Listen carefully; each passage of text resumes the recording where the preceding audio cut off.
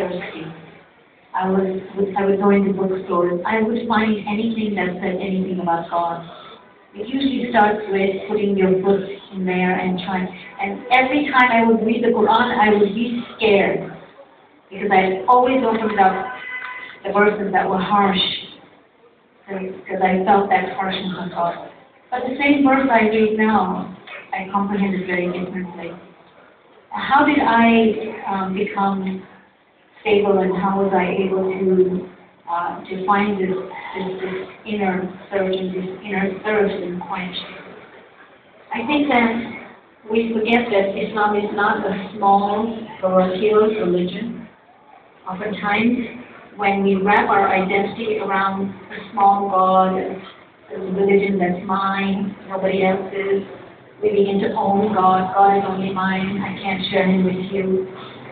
We begin to take Islam and compact it into something small. But when you think of Islam as being the eternal faith, the quest between a human being and God, is when you become free, and when a lot of knowledge begins to flow into yourself, and you're able to accommodate a lot of different points of view. Some things suit you, some things don't suit you, but you're able to create, actually able to take the deep pluralism, the differences of opinion that exists within Islam into your being. So I cannot be judgmental. I find it very difficult to be judgmental about any Muslims, even the Salafis who have a very different ideology than I have. We're friends. Believe it or not, I can actually understand what they're saying. I don't agree with their views, but I would say that the notion of having this mizan, having justice and mercy together, is very important. Because when you're only just, your religion becomes very joyless. It's all about do's and don'ts. But when you take justice and you weigh mercy with it, that's the beauty of faith. And that's what my mother did to me at the time when she could have been very harsh and just with me. She showed mercy for me. If we can do these two and balance it, I truly believe that we will revive ourselves. We will become the most fabulous religion all over again. Nobody will say anything negative about us. And I expect Egypt to be at the forefront of this. It's expected of you. You are a 5,000-year-old civilization. You owe it to yourself. You owe it to all of us who look to you, because you have all this history. Just dig into your history and you'll find a lot of answers. Thank you very much. I know that there's a really big question for women.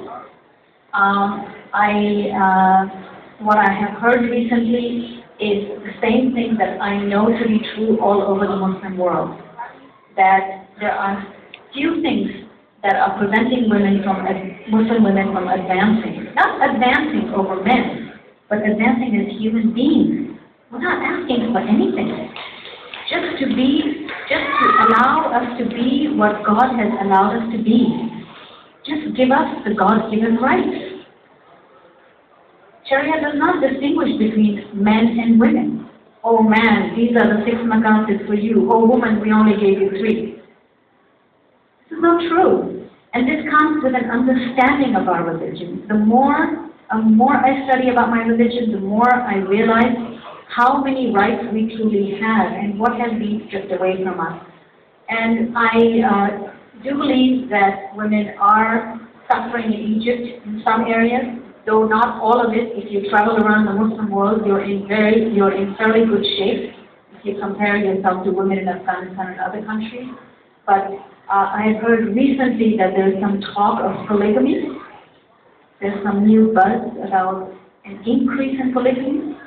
And I would say that I don't even think people can afford 1 wife. Do you imagine 2 and 3 and 4? That would be, and I think that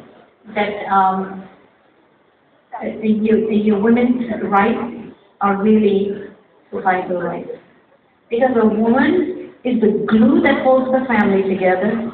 She's the glue that holds the community together, the society together, and ultimately the world. Because you know the power of a mother. And many of you who are women, you know that if you are not a good mother, how destructive that is to a family. So I believe an empowered woman is an empowered society. That's not to say that an empowered woman takes rights away from a man. That is absolutely not the right. I know in the United States we tipped the balance. Feminism took on a very strong turn. Some men feel that they have been left behind. But we can learn that from the West, because there are things that mistakes that other people have made, we don't have to make those same mistakes. We can strike a balance. And just remember, what Allah has given us is a God-given right, and no one should take that away from us. Thank you very much. I have a final question to you.